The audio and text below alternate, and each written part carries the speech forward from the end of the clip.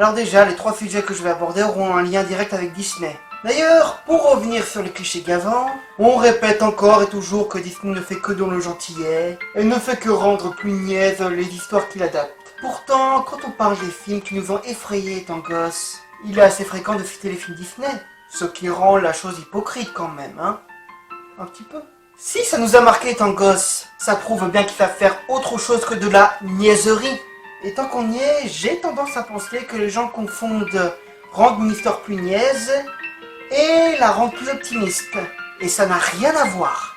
Et il faut arrêter de croire que rendre une histoire plus optimiste la rend forcément plus mauvaise. Mais bon, je digresse, passons au vif du sujet. Parmi les nombreux contes que Disney a adaptés, nous avons La Belle au bois dormant. L'histoire est très simple.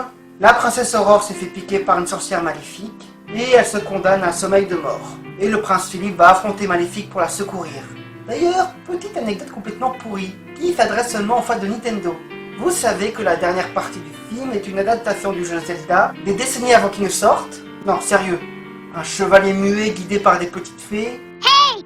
Listen! Qui va secourir une princesse, qui affronte d'abord des monstres pas très puissants, pour à la fin affronter un très puissant sorcier, enfin en l'occurrence une très puissante sorcière, qui finit par prendre une forme encore plus imposante. Bon oui, je sais, c'est un schéma narratif ultra classique, mais bon, ça fait toujours marrer quand on s'en rend compte. Mais bon.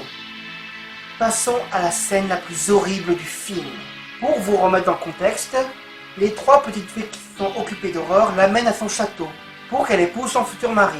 Mais la pauvre princesse n'est pas dans son meilleur état parce qu'elle avait déjà rencontré l'homme de ses rêves. Alors elle s'effondre en larmes et les fées la laissent seule. Et puis...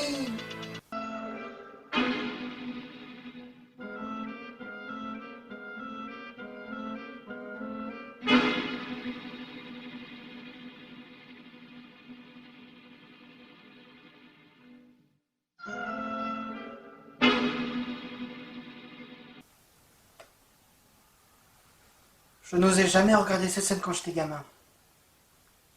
Une ambiance sinistre et une musique très angoissante. Le premier plan donne tout de suite le ton. Alors qu'Aurore pleure toutes les larmes de son corps, elle n'a absolument pas conscience du danger qui l'attend. Le plan donne l'impression qu'elle est toute petite dans une grande salle, indiquant qu'elle est seule et totalement impuissante. Comment rendre la séquence encore plus flippante ?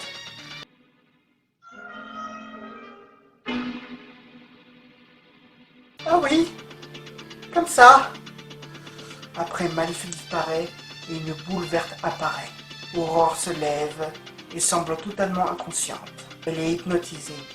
Elle fuit donc la boule, et ce jusqu'à... Touche le fuseau, touche-le, te dis-je. La pauvre jeune fille innocente a mordu aveuglément à l'hameçon. Elle est maintenant condamnée à un sommeil de mort. Quand j'étais petit, devant cette séquence, je me cachais constamment les yeux. Ah, et je me cachais aussi les yeux devant ça. Elle se piquera le doigt à la pointe d'une quenouille et en mourra. Cette simple image d'Aurore décédée, je la trouvais horrible. À partir de là, il est facile de voir d'où vient l'horreur dans tout ça. Déjà, le simple fait qu'une personne douce, innocente et adorable soit prisonnière du destin alors qu'elle n'a rien demandé. Et bien entendu Maléfique, qui constitue une menace qui semble divine, contre laquelle tu te sens complètement impuissant, et qui bien sûr prend un plaisir sadique à commettre ses atrocités. Elle peut se le permettre de toute façon, puisque tu ne peux rien y faire.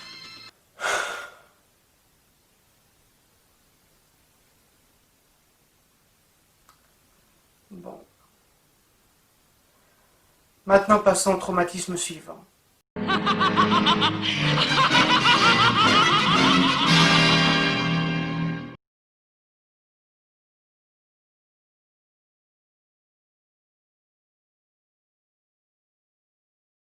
Un truc que je ne peux caser nulle part ailleurs. Si vous voulez une version horrifique de La Belle au bois dormant, enfin, une version officiellement horrifique, je vous conseille de lire la version Conte de la crypte. Et quand tu connais le conte original, hein, tu te dis que c'est une belle revanche quand même.